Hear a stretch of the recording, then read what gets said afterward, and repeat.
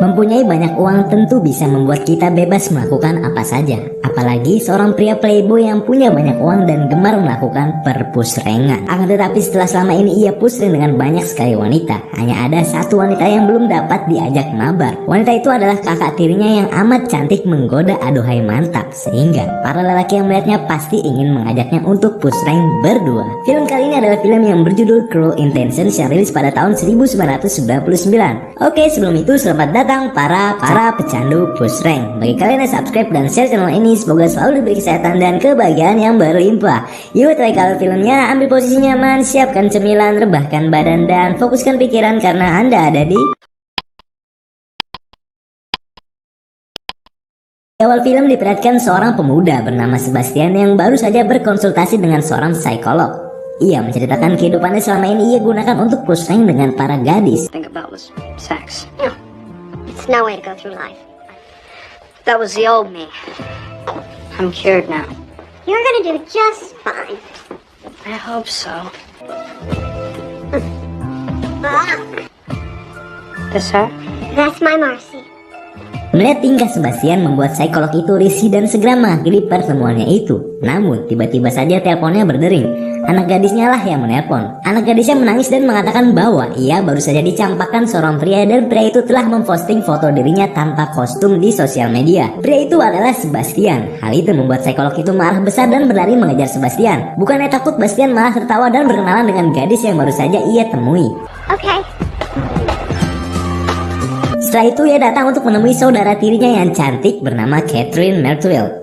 Catherine merupakan wanita cantik dan sangat pintar. Ia menjadi panutan di sekolahnya. Hal itu membuat Caldwell mengajak putrinya bernama Cecil untuk bertemu dengan Catherine. Nice to see you again, Mrs. Caldwell. Thanks, my father took me on a trip to Australia. Well, I think we'll be going now. Thank you so much for your help. It was nice meeting you.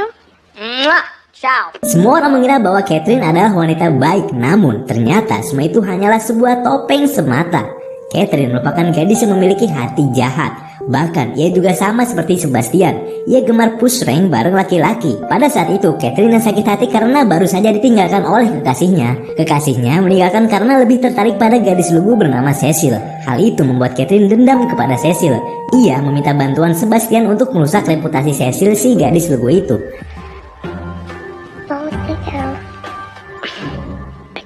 Namun kala itu Sebastian menolaknya. Ia tak mau merusak reputasi gadis yang tak bersalah. Kemudian Bastian menunjukkan kepada Catherine gadis yang menjadi sasarannya. Ia memberikan sebuah majalah dan meminta Catherine membuka halaman nomor 64. Di halaman tersebut terdapat sebuah foto gadis bernama Annette Hargrove yang berasal dari kota Kansas. Annette merupakan seorang gadis religius yang pintar. Ia memiliki prinsip bahwa ia akan memberikan kunci goanya setelah ia menikah nanti. Tentu saja itu menjadi tantangan besar bagi Bastian, seorang playboy. Annette merupakan seorang anak dari kepala sekolah baru tempat mereka bersekolah. Ia memiliki seorang pacar bernama Trevor. Namun yang Catherine ketahui ialah Trevor adalah seorang pria yang menyukai sesama batang. Kala itu rumah Annette akan dijual dan hal itu membuatnya tinggal sementara di rumah bibinya Sebastian. Hal itu membuat Bastian memiliki kesempatan untuk mendekatinya. Merusak reputasi anak kepala sekolah merupakan suatu keberhasilan terbesar baginya. Itulah tujuan awal Sebastian. Catherine pun tak yakin akan keberhasilan Sebastian bisa pusreng bareng Annette. Hal itu membuat Bastian kesal dan pada akhirnya mengajak Catherine untuk melakukan taruhan. Awalnya Catherine menolak dan Sebastian pergi meninggalkannya. Namun tak lama Catherine berubah pikiran dan menerima taruhan itu. Then that hot little car of yours is mine. Ever since our parents got married. No way. You can put it anywhere.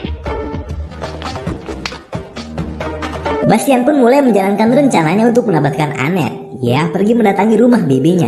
Di sana terlihat bibinya dan Annette yang sedang asik berkuda. Melihat adanya Sebastian, mereka pun bergegas menghampirinya. Welcome. Thank you. You two don't get into any trouble. We won't. Quickly. Wants to see. Kemudian Bastian mengajak Annette untuk berkeliling halaman rumah. Di sana ia terlihat berusaha merayu Annette. Namun sayangnya Annette sudah diberitahu seseorang mengenai kelakuan Sebastian yang sering mengelabui para gadis. Hal itu membuatnya gagal untuk mendapatkan Annette pada hari itu. Di sisi lain Catherine yang berusaha membalas dendam. Ia datang menemui Cecil. Saat itu Cecil yang sedang les musik bersama dengan guru yang bernama Ronald. Catherine menyadari bahwa Cecil jatuh hati pada Ronald. Hal itu membuatnya memanfaatkan situasi itu untuk menghancurkan Cecil.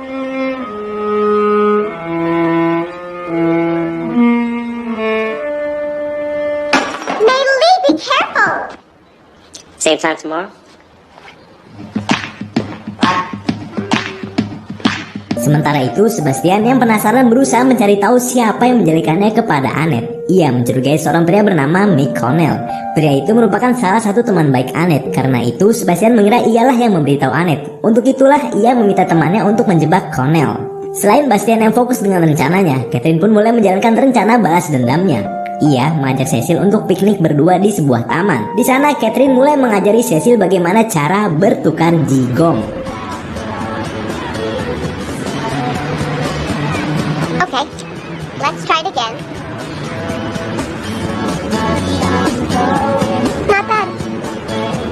Setelah itu, Catherine berusaha mencari tahu tentang hubungannya dengan Ronald. Cecil yang polos itu pun mulai memberitahu Catherine bahwa ia mencintai Ronald. Dan Ronald pun sudah mengirimnya surat yang kemudian ia simpan surat itu di sebuah rumah boneka antik. Dengan sangat licik, Catherine berusaha terus membodohi Cecil dengan berusaha berpura-pura menjadi teman yang baik. Malam pun tiba. Bastian dengan sengaja memutar sebuah lagu dengan volume yang sangat besar. Hal itu membuat Annette risih dan mendatanginya. Kemudian Bastian kembali mengeluarkan jurus playboy-nya untuk memikat Annette. Ia mengajak Annette untuk berenang bersama pada malam itu, dan Annette pun mau diajaknya berenang. Ketika sedang renang, Sebastian yang mulai mengungkapkan perasaannya dan mulai merayu Annette. Hal itu membuat Annette risih dan akhirnya beranjak pergi dari kolam renang. Setelah itu ia pergi untuk memergoki temannya Annette. Look, Belmont. Okay. Menjebaknya dan memfotonya adalah sebuah bahan untuk Sebastian mengancamnya. Ia memintanya menuruti semua permintaannya. Sebastian meminta Connell untuk mencari tahu siapa yang sudah menjelekannya ke Annette. Dan dengan sangat terpaksa Connell pun mengiyakannya. Di keesokan harinya, teman dekat Annette itu pun berusaha mencari tahu siapa yang sudah menjelekan Bastian kepada Annette. Dan Annette pun memberitahunya. Said Mrs. Caldwell. They met at orientation, right? Mengetahui Caldwell sebagai dalang dari semuanya membuat Bastian kesal dan akhirnya bekerja sama dengan Catherine untuk menghancurkan reputasi Cecil, anak Caldwell. Damn boy. Oh, come on! Lalu kemudian Bastian menelpon Annette dan mengajaknya untuk berjalan-jalan esok hari. Di keesokan hari, Bastian menghabiskan waktu bersama Annette. Sementara Catherine menemui Caldwell untuk memberitahu hubungan Cecil dengan Ronald. Hal itu membuat Ronald diusir dari rumah Cecil dan mereka mulai menjalankan rencananya. Bastian dan Catherine menemui Ronald dan menghasutnya untuk bisa menjalin cinta dengan Cecil diam-diam. Sementara itu, Bastian pun mulai mengajari Cecil tata cara berpush rank. Semua itu mereka lakukan untuk merusak reputasi si gadis lugu tersebut. Di lain waktu, bibinya meminta Bastian dan Annette menggantikannya mengunjungi sebuah panti jompo. Dan mereka pun menuruti hal itu. Setibanya di sana, mereka terlihat menghabiskan waktu bersama para lansia. Setelah selesai di perjalanan pulang, Annette mulai menghibur Bastian dengan tingkah konyolnya. Cut it out! You stop! Hal itu membuat Bastian tertawa dan merasakan cinta untuk pertama kalinya. Cie. Di sisi lain, Cecil terlihat resah akan hal yang sudah ia perbuat dengan Sebastian semalam. Ia berusaha menceritakan semuanya kepada Catherine. Namun karena kebusukan Catherine yang justru makin membodohi Cecil, Cecil yang polos itu justru senang dan terus menuruti semua perkataan Catherine. Hingga tiba waktu malam, Cecil kembali menghabiskan malam bersama dengan Bastian. Demi sebuah dendam, Bastian tega membongkar aset seorang gadis lugu yang tak berdosa. Di pagi hari, Catherine memergoki Sebastian yang sedang mengamati Annette. Hal itu membuat Catherine merasa ada yang salah dari Sebastian. Hal itu membuat terjadinya perdebatan di antara mereka. She made me laugh. So that's why you're losing our bet. Do you mind if I take my new car for a ride? Namun karena pertaruhan itu membuatnya bersikeras untuk memenangkannya. Tak lama Sebastian pun pergi untuk menghampiri Annette. Ia mendekati Annette lalu kemudian mulai menawarkan jigong serta hendak berpusreng berdua. Namun kala itu Annette menolaknya. Hal itu membuat mereka bertengkar. I can't keep my feelings all bottled up like you. I have feelings for you, Sebastian. Then what's wrong? That's not fair! Why can't we be together? It's because I don't trust myself with you. Annette pun bergegas pergi meninggalkan Bastian. Pada malam hari, Bastian datang ke kamar Annette. Awalnya ia bermaksud untuk berpamitan padanya. Namun tiba-tiba saja Annette mendekatinya dan perlahan bertukar jigong. Lalu ia menariknya ke dekat tempat tidur dan mulai melepas asetnya. Namun anehnya Bastian tidak tega untuk pusreng bareng si Annette. Hingga pada akhirnya Bastian pun meninggalkan Annette di kamar tanpa mabar sedikit pun. Di keesokan pagi, Catherine yang sudah berada di atas tubuh Bastian pun membangunkannya. Ia memberitahu bahwa Annette sudah pergi. Hal itu membuat Bastian bergegas pergi mencarinya. Mengetahui Annette ada di stasiun, ia pun bergegas menyusulnya. Hingga tibalah di suatu stasiun. Di sana ia berhasil menemukan Annette.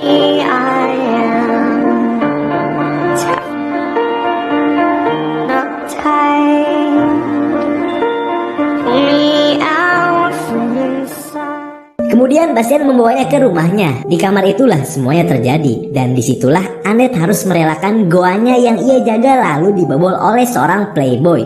Setelah itu Annette pun bergegas pergi. Sementara itu Catherine masih dengan dendamnya kepada Cecil. Kali ini ia pusreng bareng pria yang sangat dicintai Cecil, yakni Roland. Hal itu dipergoki oleh Sebastian. Terlanjur kepergok, akhirnya Ronald pun pergi dan Catherine mulai merayu Sebastian. Namun kali ini berbeda. Bastian menolak ajakan Catherine dan hal itu membuatnya kesal. And I don't.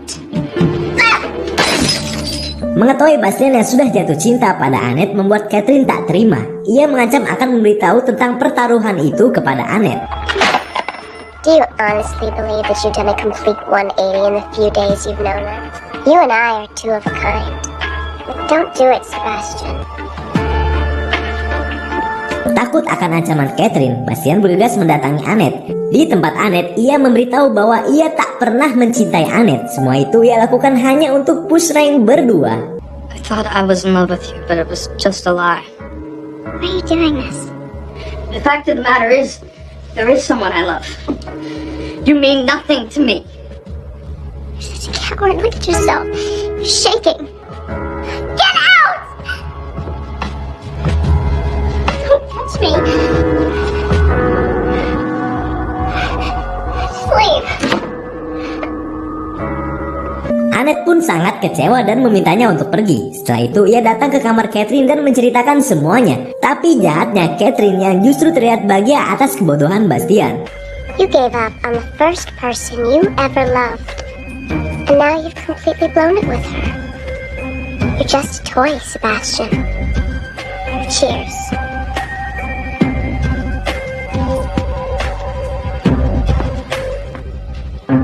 Goodbye, Sebastian. Mengetahui jahatnya Catherine membuat Bastian menyesali semua perbuatannya itu. Ia berusaha mendatangi Annette untuk meminta maaf dan memperbaiki semuanya. Namun Annette sudah tak mau menemuinya. Hingga akhirnya ia pun menitipkan surat dan sebuah jurnal harian miliknya. Annette pun menerimanya dan mulai membacanya.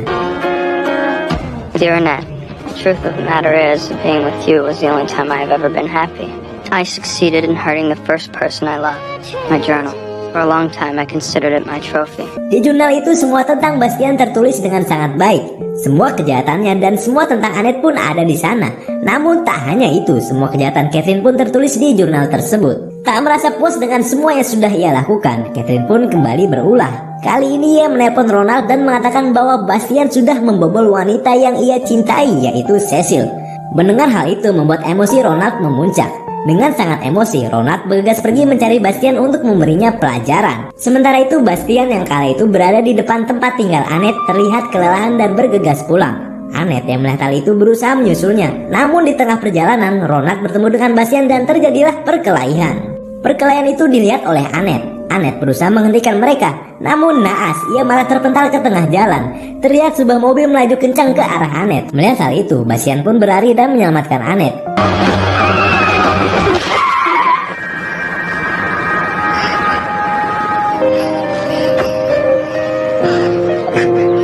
I love you, Annette. I love you too. Hingga akhirnya Bastian tertabrak oleh mobil dan meninggal di tempat. Libur sekolah telah usai. Di sekolah terlihat semua orang berduka atas meninggalnya Bastian. Di tengah duka yang menyelimuti, Annette memergoki Catherine yang sedang mengkonsumsi garam premium atau disebut barang haram. Tak hanya itu, Annette yang telah membaca jurnal Bastian dan mengetahui semua kejahatan Catherine berniat memberitahunya kepada semua orang. What we should learn from this and to resist the temptations of peer. Unfortunately, the one person I know he's looking down on us today and... What is going on? Don't you people have any respect?